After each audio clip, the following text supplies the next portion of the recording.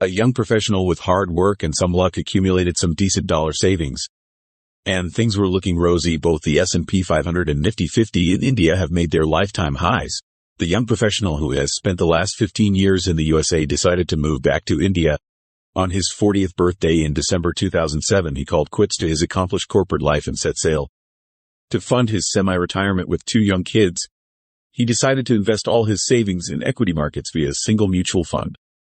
He had few rules. No withdrawal for his first year. He is going to live at his parents' place with minimal outlay in year 1.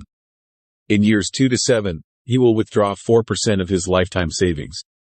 In years 8 to 13, he will withdraw 15% more than his kids moved at secondary or tertiary education. 13 years onwards, withdrawal would be reset to 4% every 5 years and reviewed thereon, funds permitting. In Jan. 08, he invested 3 crore Indian rupees in SBI Large and Mid Cap Regular Fund. The NAV at that time was 90 Indian rupees per unit. The year rolled by. The family settled in India after a long stint in the USA. Old habits were relearned, new habits were discovered and adopted. The shock. In Jan. 09, while this professional was busy setting up his new life, the world entered into a huge depression and his honeymoon period was over too. He went to his advisor and asked him how are his investments doing. SBI Large and Mid Cap Regular Fund.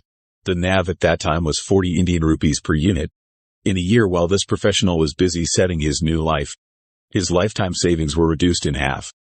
There was shock and disbelief. The professional, after making impressive decisions all his corporate life, may have squandered his savings. His advisor asked him to stay put. Stuck to his plan. He executed his plan. He withdrew 100,000 Indian rupees per month, totaling 1,200,000 Indian rupees, which was 4% of his corpus, and went about building things he was passionate about without looking at the NAV of his fund.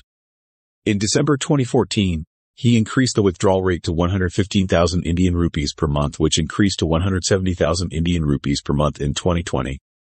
To his surprise, even with a huge drawdown in year 1, today his corpus sits at 8.77 crore Indian rupees.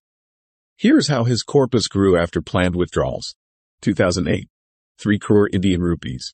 2014, 3.7 crore Indian rupees. 2020, 5.16 crore Indian rupees. 2023, 8.77 crore Indian rupees. Growing at 7.5% CAGR despite a huge drawdown at the end of year 1. What did you learn?